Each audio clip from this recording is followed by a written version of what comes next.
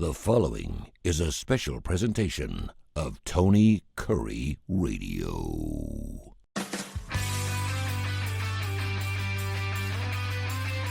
Back at you for another edition of Bite by Bite, a show that's specific towards the Heart of Alabama Food Bank and food pantries, and of course, Feeding America. He's Michael Coleman. We just did a wonderful show on Mission Minded. Please go back and check out all of our wonderful podcasts. We are over 1,400 podcasts now strong, and we're fixing to add our 30th show coming up a little bit later on in April. So we are blowing and going, and it's fantastic. We couldn't do it without, of course, all the listeners, the thousands of listeners who download the app and, of course, listen from week to week. A lot been made about my next door neighbor's got chickens. And now, Wolf gets in the chicken house. Now it's costing you something. I heard yesterday that we have 370 million people in the United States. And until last week, we had more chickens than we had humans in the United States. We had roughly 390 million chickens, and now we're down to like 320 million chickens, which sounds like a lot of chickens, but it's absolutely a huge piece. And of course, it's because of the avian or the bird flu. They had to kill these chickens off. Waffle House is now serving eggs, but it costs you an extra 50 cents an egg. And they're saying that's probably good for the business because now people will eat some other things that are on their menu. Not to say that anything else on the menu is good, but you need eggs to make waffles. But I did see an interesting story about a guy last night. He has a baking store, like an Edgar's, and he buys eggs and they're already broken. And a 5-gallon barrel 3 months ago cost him $37 for 5 gallons of egg yolks and eggs. That same barrel is now $173. Wow. It's gone up over 5 times. And so he's like, 50 cents an egg, that's nothing compared to what we have to. So he doesn't know what to do. Obviously, he can't be charging $50 for a cupcake. So he's hurting. We look at eggs a lot. And it's interesting. Maybe you can give us a little history on this too. We always look at egg prices on how we're doing economically. It always goes down to the egg, doesn't it? When our egg prices go up, we're in trouble. When our egg prices go down, things seem to be pretty good. I don't know why it's always the egg, but the egg has always been a good indicator of where we are economically speaking, inflation-wise and everything else. And you wanted to talk about eggs today on BBB. Yeah, or to use it as an illustration for people to kind of understand how something like that ends up affecting food banking and again, food banking as kind of the safety net for society. Lots of times you get something like this. We figure, a lot of people eat eggs plain, but then think of how many times you're cooking something, baking something in industries and things like that. Eggs are just a vital part of it. So it's really a staple in our society.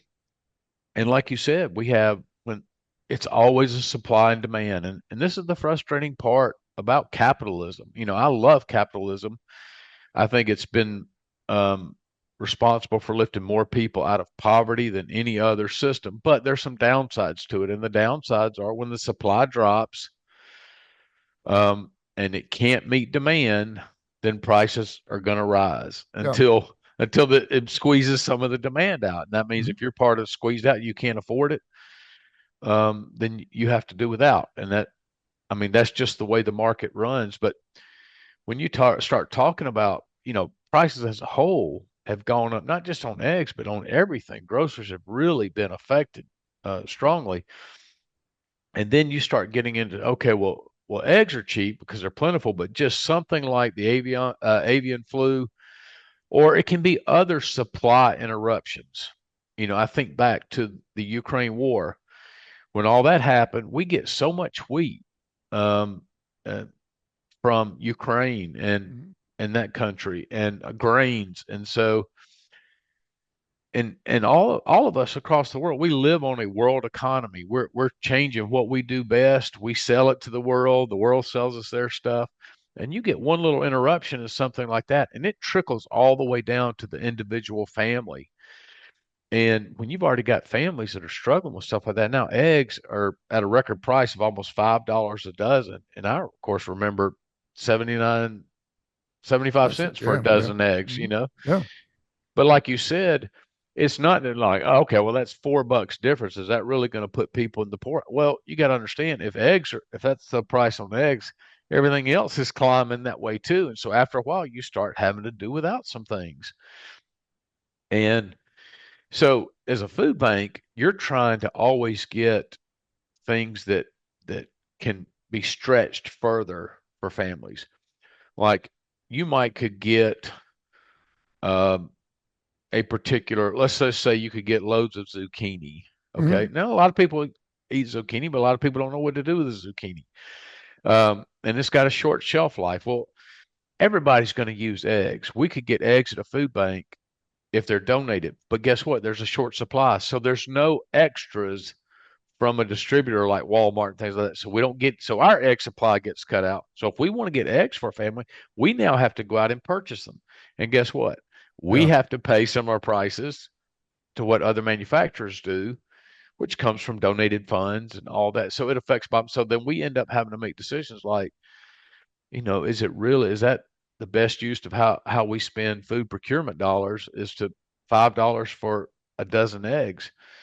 And so we're looking at it from, look, what we get, we want, how much shelf life can it maintain? If we're going to get something with a short shelf life like eggs, we want to get the bang for the buck. And 12 eggs just don't for $5. And we're like, man, I can over here for $5, I can really buy some, a 10-pound bag of Yeah. rice or whatever, Sure. you know what I'm saying? Yeah. So it really, everything that happens in the world markets with individual things like eggs. Eggs right now are just emblematic of everything else that goes on in food banking, where things are up and down depending on the supply, on the demand. And then we're constantly adjusting to that to say, how do we get that food in to provide the best, most healthy, fresh, stable, nutritious food for our clients? But It's the we last have time you to. had an egg. We had eggs for breakfast when you and I we broke bread a couple weeks ago. That was Yeah, last it's time. That 2 weeks ago. I think that's probably the last time I had an egg. and it's funny because my daughter was over here last week and she's like, "You make some brownies?" And I said, "Yeah." And she's like, "Okay, we need an egg." I said, "You don't need an egg to make brownies." She goes, "Yeah, you do." And I said, "No, you don't." Sure enough, you need an egg. I did Yeah. not even know, and of course, I didn't have eggs because we don't eat eggs. Yep. Um, Any kind of dry recipe for cakes or baking or anything like that yeah. is going to call for eggs. Yeah. This, if anything else, has been very informative about just how much.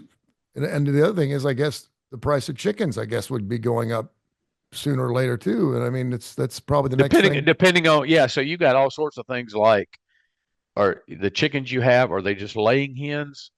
So, and then there's others that are raised up that are slaughtered, they're not used for that. So different purposes, different It's organizations. So it depends on it, who you had to yeah, slaughter and what areas, how it affects it. it's really interesting because in every neighborhood we used to have chickens. In every neighborhood I've lived in, there's been chickens, and you never look at them as something that you have to protect. You know what I mean? Yeah. And now all of Yeah. a sudden I'm thinking to myself, because we used to get 6 to 8 eggs a day, and there's nothing better than a fresh egg coming right out and going into the skillet. It does make it's so rich, it's unbelievable.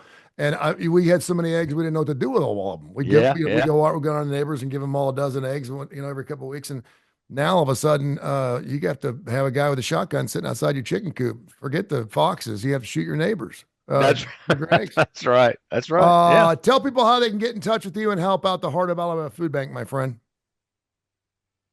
Tell people how they can Yeah. help you They out. can come on to, yeah, come to hafb.org, and we'd love to have you participate in what we're doing. Support us in any way. Our prices, unfortunately, we have to buy a lot of our food, so we always could use the funds. But just know, not just us, but every food bank in this country is working diligently to be that safety net, to care for the elderly, to care for the children, for caring for all those in need who just don't have enough for whatever reason in their home life. And we're proud to be a part of that uh, fabric of America and service to those in need. God bless you, brother. I appreciate you.